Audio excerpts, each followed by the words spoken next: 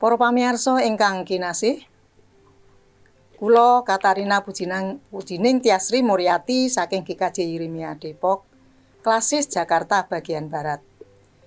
Kepareng badhe maosaken renungan Sabda Winedhar dinten Ahad, Surya kaping 16 November taun 2000 selangkung Minggu Limrah. Kaserat dening Bapak Pandhita Oktavianus Heri Prasetyo Nugroho saking Maliaki sekawan ayat 1 ngantos dumugi 2a, Jabur 9:8, kalih Tesalonika 3 ayat 6 ngantos dumugi 13, Lukas 21 ayat gangsal ngantos dumugi 19. Pamaosing kitab suci saking Jabur 123 ayat 1 kanthi jejer nyambut damel. Makaten menggah suraosipun kalih Tesalonika 3 ayat 11b. Wong kang ora gelem nyambut gawe iku iya aja mangan.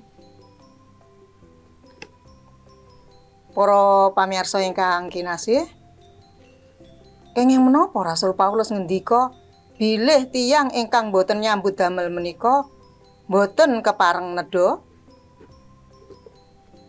Nalika semanten wonten saperangan tiyang ingkang nggadhahi pamanggih bilih Gusti Yesus badhe enggal rawuh. Para tiyang wau lajeng nilar brayat saha pedamelanipun. Miturut pamawasipun, nyambut damel menika namung dadosaken badaning menungsa menika reget lan boten pantes nalika methokaken rawuhipun Gusti Yesus. Tiang-tiang wau ugi ngajak pasamuan ing Tesalonika murih pitados dumateng keyakinanipun para tiyang kala wau. Ananging awit dinten ingkang dipun ajeng-ajeng menika ngantos dangu dereng rawuh, para tiyang kala wau lajeng sami nyuwun tetedhan dumateng warganing pasamuan. Nanggepi pemanggih ingkang klentu menika, Rasul Paulus lajeng ngendika, wong kang ora gelem nyambut gawe iku ya aja mangan. Rasul Paulus ugi nelakaken bilih piyambakipun saha saperangan kanca pelados ugi nyambut damel. Piyambakipun njurung pasamuan supados nebihi para tiyang ingkang klentu ing pamanggih kala wau. Methokaken rawuhipun Gusti boten ateges nilaraken tanggel jawab ing donya menika. Tiang pitados kedah tetep nglampahi gesang saklimrahipun saha nindakaken ayahan padintenan kanthi tumemen. Gesang bebrayatan, nyambut damel, sesrawungan kalian sesami, saha ngabekti dumateng Gusti. Kanthi cara mekaten, tiang pitados cumawis methokaken rawuhipun Gusti Yesus. Benjang menapa kemawon panjenenganipun badhe rawuh. Nalika Gusti Yesus rawuh ing tembe, Gusti ngersakaken methuk para tiyang pitados ingkang setya tuhu mundi dawuhipun memayu hayuning bawana.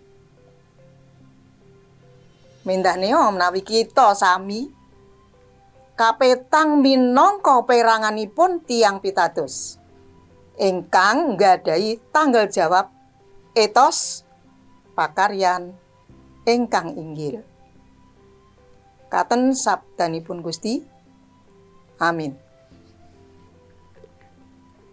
Para pamirsa, makaten pangandikanipun Gusti, sumangga kita sami mungkasi sabda pangandika menika kanthi pandonga.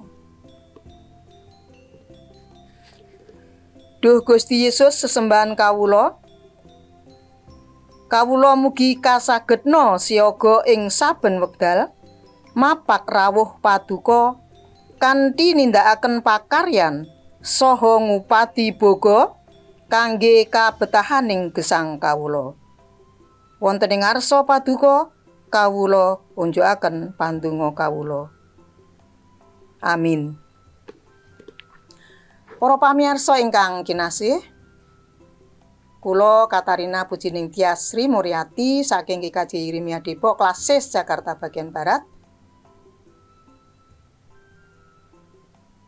Badhe nyuwun wonten ngarsa panjenengan sedaya sampun kesupen kula aturi like saha subscribe. Ugi kawula nyuwun panjenengan sedaya kersa Sabda Winedhar menika panjenengan kintunaken dumateng sederek-sederek sanesipun supados sabdanipun Gusti menika saged kasebar tumrap sederek-sederek kawula ingkang dereng nate mirengaken Sabda Winedhar. Matur nuwun, Gusti berkahi.